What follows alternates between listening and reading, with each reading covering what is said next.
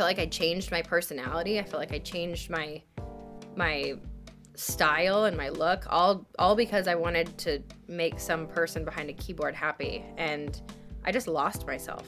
I didn't feel like me. I felt like I was constantly trying to morph into someone else for the world, and it got really, really exhausting. Welcome to Imposters, the show where I have revealing conversations with world-class execs, athletes, and entertainers about their personal challenges and how overcoming those challenges has shaped their careers and lives for the better. And I hope that it helps you along your personal journey. I'm your host, Alex Lieberman, co-founder and executive chairman of Morning Brew. Before we get started, make sure to subscribe and click the bell so you get notified every time Morning Brew drops a new video. Let's dive in. My guest today is Shawn Johnson. Shawn is an Olympic gymnast, entrepreneur, and New York Times best-selling author. In the 2008 Olympics in Beijing, Shawn took home 4 medals for Team USA, including a gold for her performance on the balance beam. At just 16 years old, Shawn found herself in a glaring spotlight. And while this seems like a dream come true for any athlete, what no one realized is that she was privately suffering from an eating disorder. On top of that, after having trained as a gymnast for her entire life, Shawn suddenly found herself without a sense of direction post-Olympics. And as she was navigating this identity crisis, she was still in the spotlight thanks to a couple of stints on Dancing with the Stars and other endorsement deals. The continued attention only led to more public scrutiny and insecurity for Shawn, which resulted in more disordered eating. Today, Shawn is in a much healthier place. She and her husband, retired NFL player Andrew East, run multiple successful businesses together, including their own YouTube channel and podcast. But as Shawn tells me, it was neither a straight nor easy path to get to where she is today. Shawn Johnson, thank you so much for joining Imposters today. Thank you for having me. Pumped to do this. So we're going to start in the beginning, and we're going to just work through your life as we do on Imposters. You started in gymnastics at age 3, which, to be honest with you, I don't have a child yet, and I can't remember when I was a child and when I was at 3. So I was trying to figure out, like, what do normal children do when they're 3? And I looked up on Google, and it says they should be walking upstairs by that time. So for the average child, they're walking upstairs. For you were starting gymnastics. Tell me about, how you got into it so early. So Google might say one thing, but like a gymnastics class for a 3-year-old is very normal. So the same time you might put like a toddler in a swim lesson or like a little soccer class, it's the same type of thing, but gymnastics. My parents put me in gymnastics though, because I was a 3-year-old that had way too much energy. I believed I could fly at the age of 3. And so I found myself in the ER multiple times, staples in my head, stitches everywhere, just, nothing a parent wants to go through.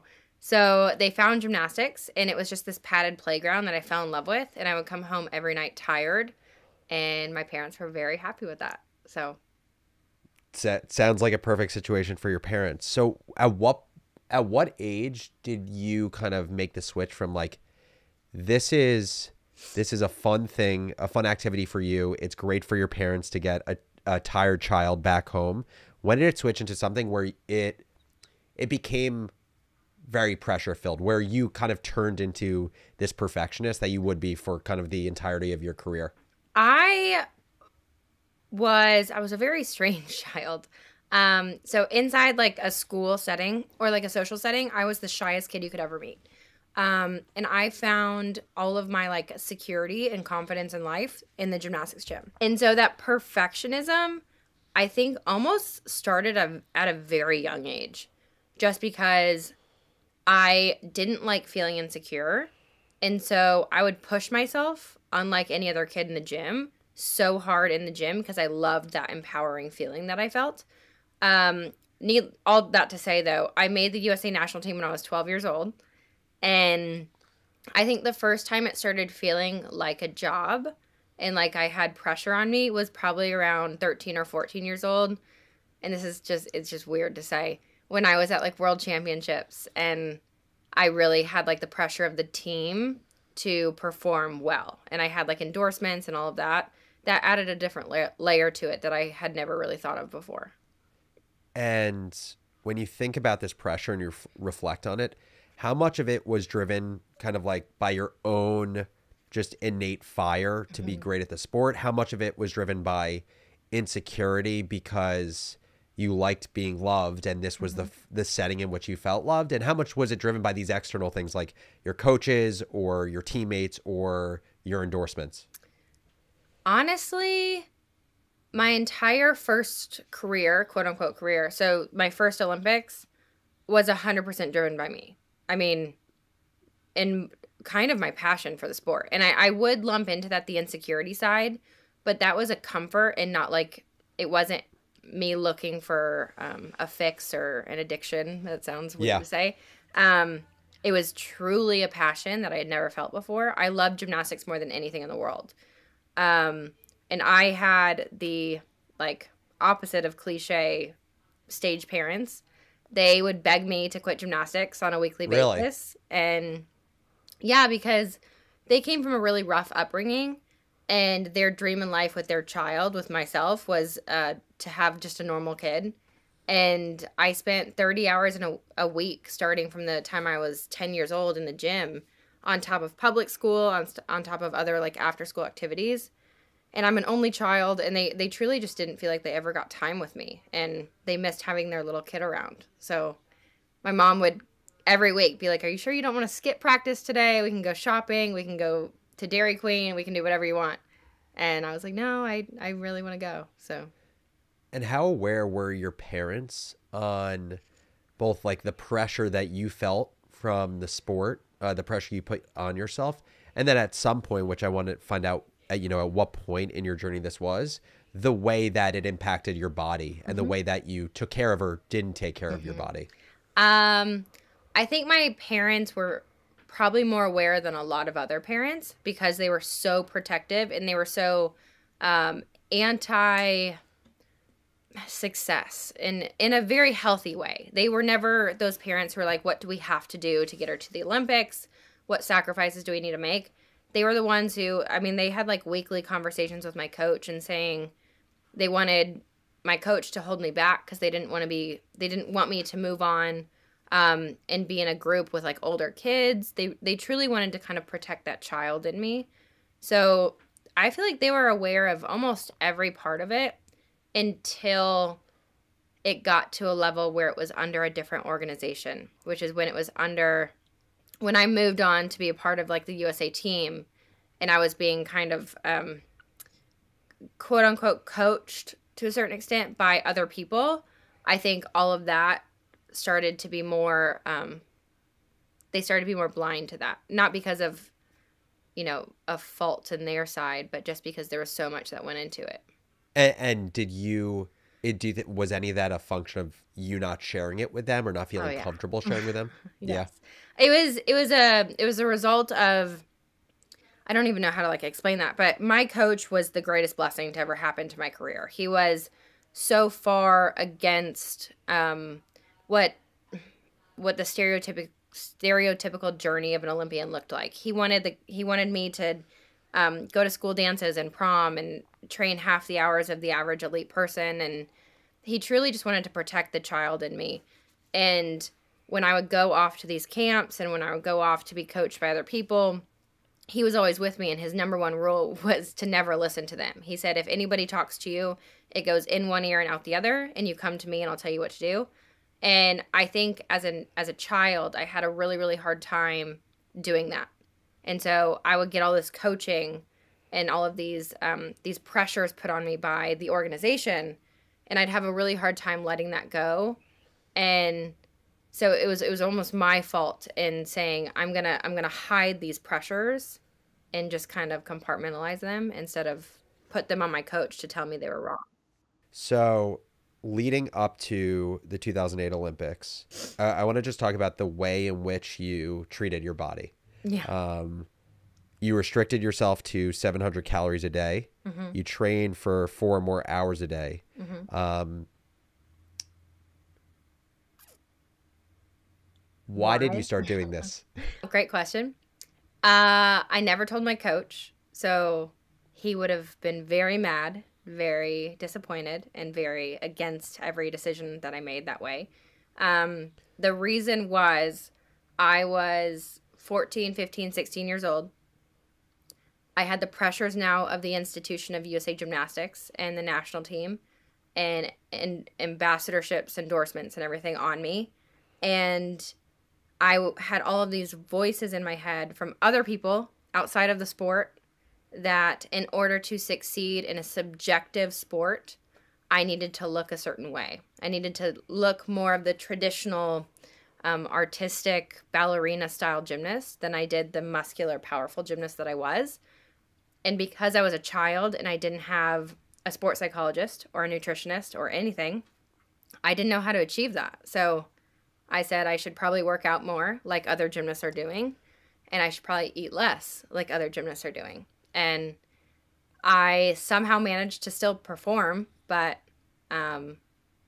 it was not smart at all. How long did you deprive your body for? Many, many, many, many years. Like how many? I probably started making poor choices and not protecting my body and my performance from the time I was 14 until I was 20 some years old, early 20s. But I did it through the Olympics. And again, at the time, I didn't think I was doing anything wrong. Totally. Because our organization, USA Gymnastics, was, and this is so backwards, but it's just the mentality that they have, and it's since changed. Since we were all children, there was almost this flaw in people's thinking that since we were children, we don't need the professionals that adults need. So we don't need nutritionists, psychologists, like all of those people protecting us, when it should be the reverse. Like we should have had more people. But I did it to the Olympics, succeeded at the Olympics, and then when I lost my sport, so when I retired, I lost my identity and had a very, very hard time trying to find what to do next, and started reading social media posts about how I no longer looked like the Olympic gymnast and I had gained weight and I had done all this, and it seemed like the only thing I could control was that aspect of my life. So I continued to take supplements and try fad diets and over exercise, under eat, kind of do all of the lists of things. Well, obviously you look back at it in retrospect and you weren't nourishing your body, but like you said, at the time it wasn't something that you were actively thinking about. Mm-hmm. But even just emotionally, what I'm wondering is, like, in the lead up to the Olympics, participating in the Olympics and right after, like, what was your emotional state? Were you a happy kid? Were you enjoying all of the things around being an Olympic gymnast? Like, what was your emotional state? Such a loaded question. There's so many different aspects to it. I know. At the Olympics, I felt like I was balancing that scale on pressure and duty and job versus joy and passion. And I distinctly remember, very long story that I've given like lectures on for hours. My particular event that I kind of put all my pressure and kind of weight on was the all around. I came in second, and it was kind of from that point forward. So I still had 3 finals to go.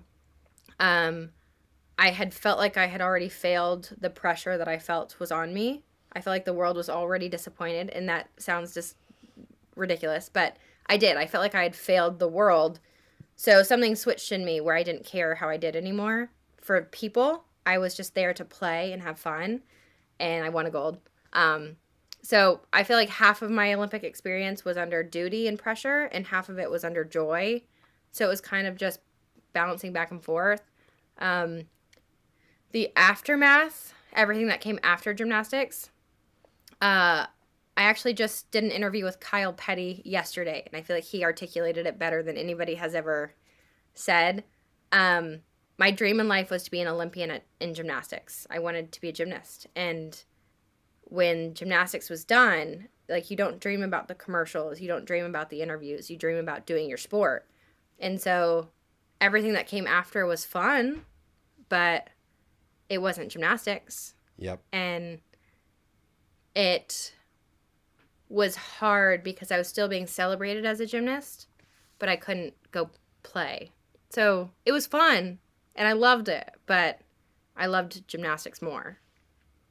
Yeah, I mean, pushing forward in 2009, that's when you ended up going on Dancing with the Stars, right? Yes. Explain why it wasn't the easiest experience for you. So I did 2 seasons. I did the first season in 2009 and I won. And then Yep. I did the All-Star season. I came second. Got it. I should have won. I'm not bitter at all. Why it wasn't the easiest. So the entire experience was incredible. Like me personally there, doing it, dancing, filming it, everything, I could not have loved it more. I felt like I was free to try something new. I had the most supportive coach, partner. Everybody was just amazing.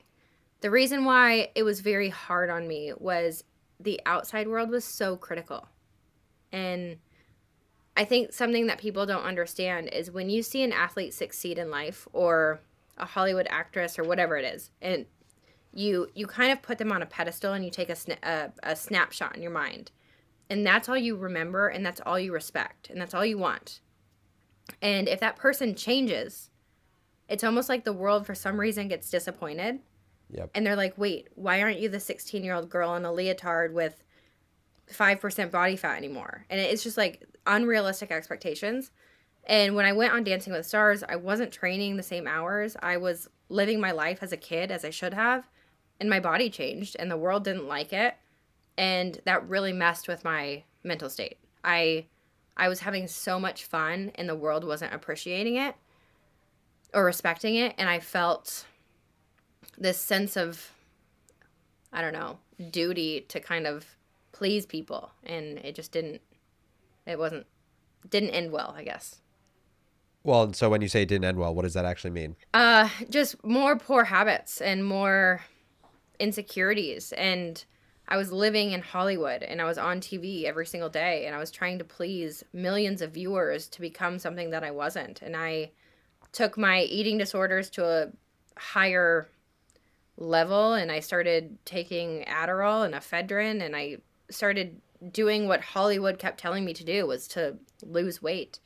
And I felt like I changed my personality. I felt like I changed my style and my look, all because I wanted to make some person behind a keyboard happy. And I just lost myself. I didn't feel like me. I felt like I was constantly trying to morph into someone else for the world, and it got really, really exhausting. Did you talk to anyone about this, like when you were going through this? Like, did you talk to your parents about it? Like, did you have anyone to talk to about feeling like shit? No, not at all. I felt like I talked to some close friends back in the day, but to put it in perspective, I was still 16 years old. I still didn't have that mental capacity to understand that what I was feeling was wrong. And I think I processed it as just part of life instead of having that maturity to understand that this is wrong and I needed help and I needed to talk to someone. I just saw it as a sacrifice you have to make in living, I don't know, in that world. According to the National Association of Anorexia Nervosa and Associated Disorders, somewhere between 35 to 57% of adolescent girls engage in crash dieting, fasting, self-induced vomiting, and use of diet pills. Athletes are also more likely to screen positive for an eating disorder than non-athletes, and may be less likely to seek treatment for an eating disorder due to stigma, accessibility, and sport-specific barriers. Add these factors together with the fact that Shawn had the attention of an entire country on her, and it seems almost impossible that she wouldn't develop some sort of disordered eating. We're going to take a quick break here, but when we come back, we'll hear more about Shawn's journey towards finding purpose after gymnastics and how she finally started to recover from her eating disorder. This episode of Imposters is sponsored by Sakara. Feeling great starts with what's on your plate, which is why Sakara has simplified healthy, balanced dining. Sakara is a wellness company anchored in food as medicine on a mission to nourish your body through the power of plants. Their plant-rich meals, snacks, and supplements are designed to reduce bloat, ease digestion, and boost energy, all while being absolutely delicious. And to make healthy eating even easier, Sakara delivers everything right to your door, ready to enjoy. Right now, Sakara is offering listeners 20% off their first order. Simply go to sakara.com/imposters or enter code imposters on any checkout page. That's Sakara, SAKARA.com/imposters. So after Dancing with the Stars, you know, you talk about this low point. I don't know what year it was exactly, but it was you explained that you were on a ski trip with friends, and it's when you ripped up your knee on the ski trip. Describe just that trip and why it was such a low point. It's my 18th birthday. We were there. I was there with friends. I had, to kind of put it in perspective, I had done 2 years after the Olympics of just whirlwind media and opportunities. But that was also 2 years of struggle for identity. I felt insecure. I didn't feel like I was me. I felt lost. I didn't have gymnastics, but I hadn't found a new career that I loved. I was just kind of in limbo. Went skiing. It was that cliche. Also, fun fact, my coach, being the coach that he was the most lenient coach in the world. You could do whatever you wanted. I could go ride horses. I could jump out of planes. I could do anything. I could not ski. There was the one rule.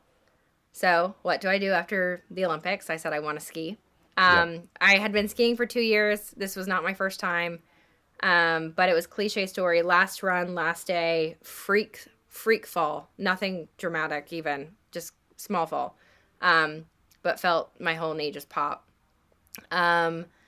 Laying on the side of a mountain, as dramatic as that sounds,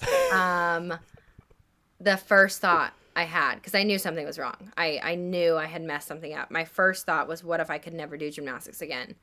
And that was like my sign of I had unfinished, not business and performance or success, but just I wasn't done with my sport yet. And I missed it. So flew home, saw an orthopedic. He said I tore everything. That my next stop was my coach. And I said, I want to come back, but I'll see you in a year. And he laughed, and he's like, of course this would happen. So. And so what was the experience of trying to get back into gymnastics after kind of having that cliche revelation on the ski mountain? Very humbling and very difficult. In my career, I was also very lucky. I had never had a major injury. I had never had surgery. I had never really broken a bone, nothing. I was very, very lucky in my sport. And it was the first time I felt like my body was not invincible. I felt like my body could fail me. I had never felt that before. And I had to rebuild literally everything. And so I had to start over. And it was the best thing I could have done because I trained and rehabbed for 2 years, made it all the way back to World Championships, and I felt so at home in the gym. I felt so happy. I felt so confident. But when I made it back to competition, I still felt like it just wasn't for me anymore. Huh. And it was this amazing revelation of it got me healthy. It got me sane. It got me help, especially when I was doing the comeback. I did it completely different.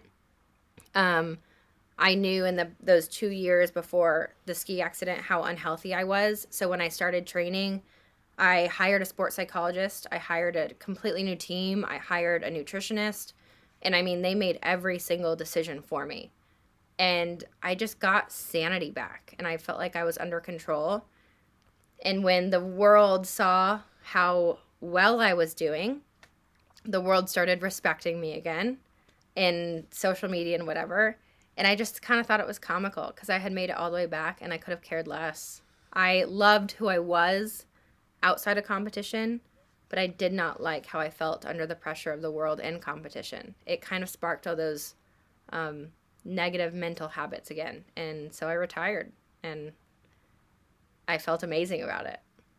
That's awesome. I want to talk about what post-retirement has looked like for you and also how you've found new purpose, which I, personally have found is an incredibly difficult challenge.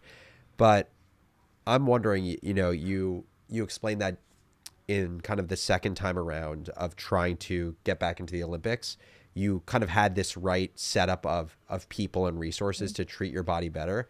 Was there a specific moment in time where you're like, yeah, I'm treating my body incredibly poorly and I need to change? And the reason I ask that is, you know, I've had people really close to me in my life who have had eating disorder and body dysmorphia. And first of all, I saw how difficult and painful it was for them, and how disordered their thinking was for so long for them to even realize that there was an issue, but also how difficult it was for myself and my family to see it. And so I'm just wondering, like, to me, you had to get to a point of awareness in order to actually want to do something. And when did that happen for you?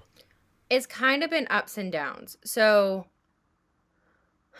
long journey. So many, many years. So the 2 years after the Olympics to when I started my comeback and the surgery and everything, my choice to kind of hire a new team wasn't because I had a realization that I was unhealthy.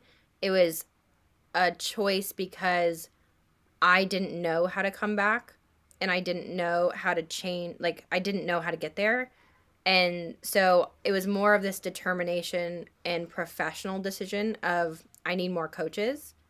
I wasn't ready to accept that I had something wrong. They got me to where I needed to be. I retired. I went back onto Dancing with the Stars, and it was after that that I had a 2-year stint after Dancing with the Stars where I probably hit my low. And I remember being, I think, still living in LA, and I was finding, you know, connections to doctors who could prescribe me more and more Adderall. I was binging and purging. There was no mirror in the world that I could look in and feel happy about. And Why were you taking Adderall, by the way? if you, back when I was competing, if you were over a certain age and you were struggling with weight, which is what I was classified, you had to take Adderall to lower your appetite and increase your energy. So got me highly, highly addicted. And it was just a comfort and an outlet for me. I felt like it would just help me regain my confidence. And so I think it was around 2013, 14. I remember just hitting a low, and I was just so unhappy. And I think I was binging and purging one night, and I was just like, I can't do this anymore. I literally can't. Every thought, the body dysmorphia, every single thought I had in a day revolved around food or identity. Yep. And I felt, I just felt defeated. And so went back to my nutritionist, who's the one who got me back into my career, because I had kind of taken a 2-year hiatus. And she was basically my new coach, and she was the greatest blessing to ever happen to me outside of Chow. We shared many tears together and just kind of got me through. And I worked with her for almost 10 years and still talk to her to this day. So post-retirement, post trying to come out of retirement, you hit that low, and then, you know, with the help of your nutritionist and potentially others, you know, I think it sounds like a combination of not just only treating your body better, but also maybe gaining more mental clarity around what true health and treatment of your body looks like. What was the process for you of like figuring out who Shawn Johnson is? And I ask this selfishly, because we sold the majority of our business in October of 2020. I moved from the CEO role after being in it for 5 years, 10 months ago. And I've probably spent the last 10 months being like, who the fuck is Alex Lieberman if he's not the CEO of Morning Brew? And I've started to find answers, but definitely not there. And so selfishly, I just want to take notes on how you found the answer. So I think the hardest part, and this went in different chunks of time and periods of time too, the 2 years after 2008 Olympics, I did anything I could, and I took every opportunity I could that would keep me at the top, if that makes sense. So doing Dancing with the Stars, being a celebrity guest somewhere, doing high-paying speaking roles, whatever it is that kind of kept that baseline. Yeah, staying relevant. Yes, staying relevant. I did. And I hated all of it. I hated all of it.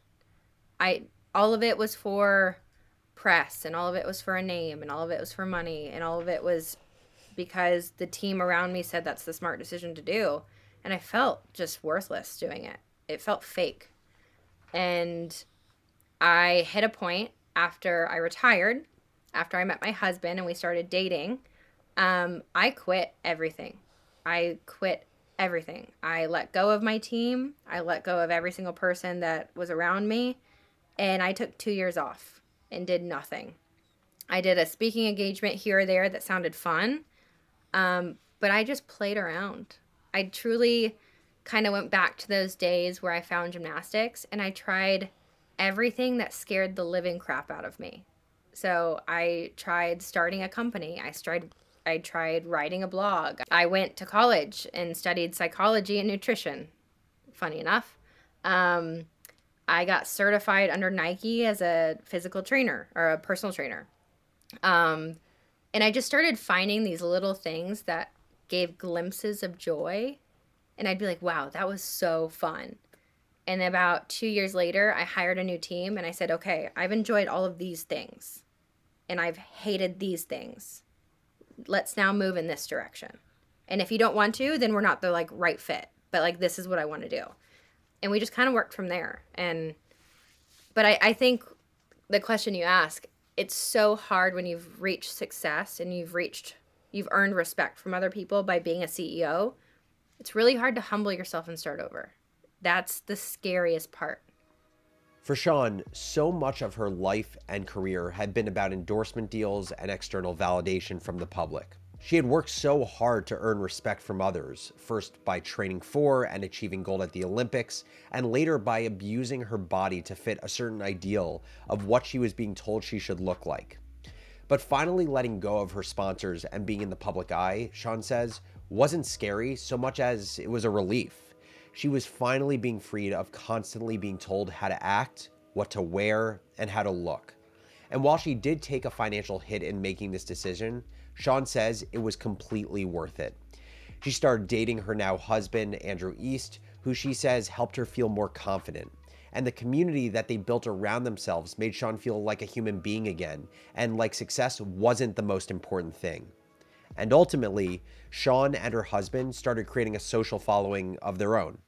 We've started building this network, and visually it's hard to represent because behind the scenes there's a lot more than what we can actually put on a website.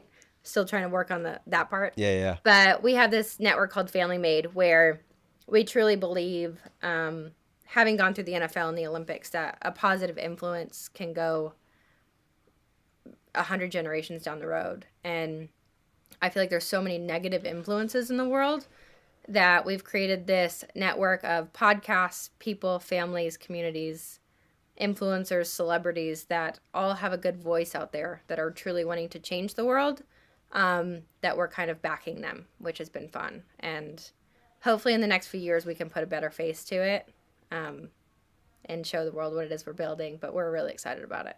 One last question for you, which is, it's very interesting because early in your life, you were in the limelight, which I think is incredibly difficult for anyone as people, as we're trying to build up our own sense of self intrinsically and not kind of snack on the junk food that is external validation. And you had this really early in life, and unfortunately you didn't have the tools to navigate it. You come full circle now where actually you're in a spot that you are receiving external validation constantly. Yeah. Right? You have a YouTube channel with millions of subscribers. You have Instagram account with millions of followers. You have a podcast that has 32,000 reviews. How do you maintain a healthy relationship with that? It's a challenge every single day. And my husband and I are very, very vocal about it with each other. And we've now hired an incredible team of people that work with us. But we do silly things every single day to kind of protect ourselves from it. For many, many years, I wasn't allowed to read comments until I was able to get to a place where I was strong enough to digest them. Now, we always say if you read something that doesn't sit well, you have to read it aloud. And you have to have the group validate or invalidate whatever it is. But I also don't think it's healthy for anybody to read that many compliments on a daily basis either. And I think it's just constantly having that conversation in my head of, why are you sitting here scrolling through comments? Why are you trying to find bad ones? What is it you're looking for?